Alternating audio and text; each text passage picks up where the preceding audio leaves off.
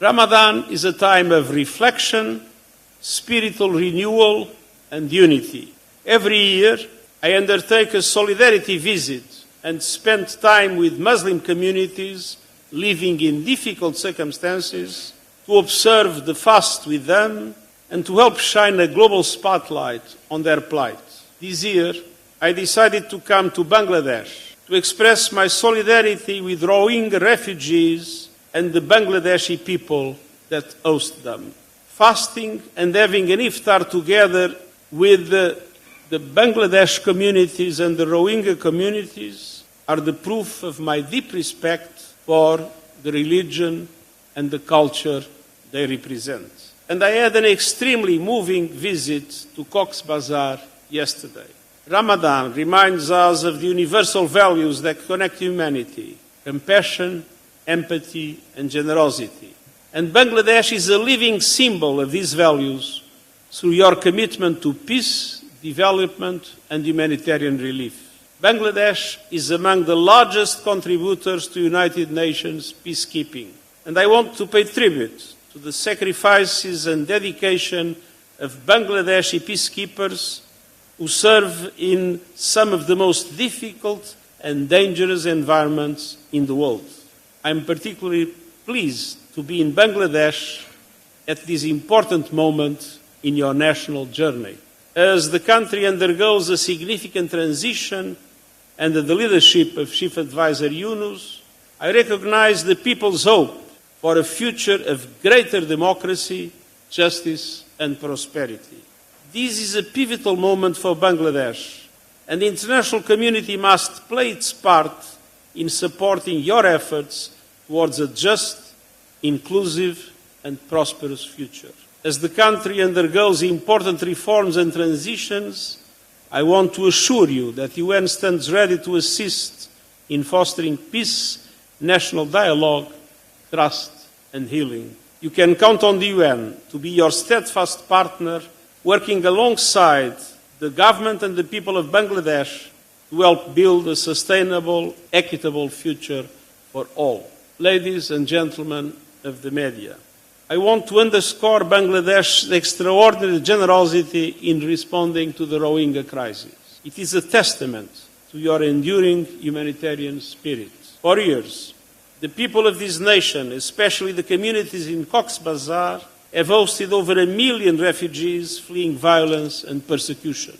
By offering Rohingya refugees sanctuary, Bangladesh has demonstrated solidarity and human dignity, often at significant social, environmental, and economic costs. The world must not take this generosity for granted. I will continue to urge the international community to take greater responsibility and provide the necessary financial and political support for both the refugees and their host communities. As I mentioned yesterday in Cox's Bazar, we are on the verge of a deep humanitarian crisis. With the announced cuts in financial assistance, we are facing the dramatic risk of having only 40% in 2025 of the resources available for humanitarian aid in 2024. This would have a terrible consequence, starting with a drastic reduction of food rations. That would be an unmitigated disaster. People would suffer and people would die.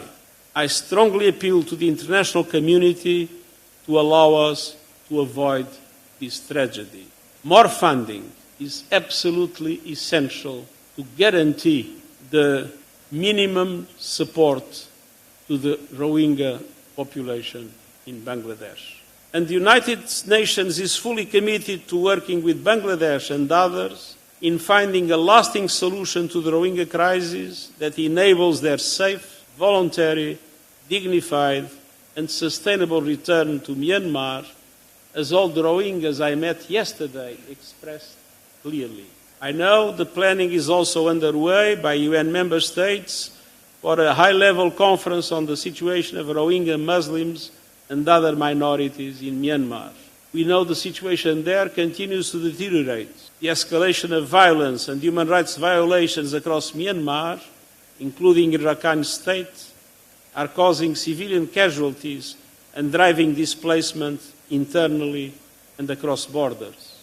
I call on all parties in Myanmar to exercise maximum restraint, prioritize the protection of civilians in accordance with international humanitarian law, and prevent further incitement of communal tension and violence, paving the way for democracy to take root and creation of the conditions for the dignified return of the Rohingya community. Ladies and gentlemen of the media, as we come together in these sacred months of Ramadan, it is more important than ever to focus on solidarity and shared humanity. In this spirit, we will continue standing with the people of Bangladesh as you navigate the challenges and opportunities ahead. Once again, I am deeply honored to share this moment with you. May this Ramadan bring peace, blessings, and renewed hope to all.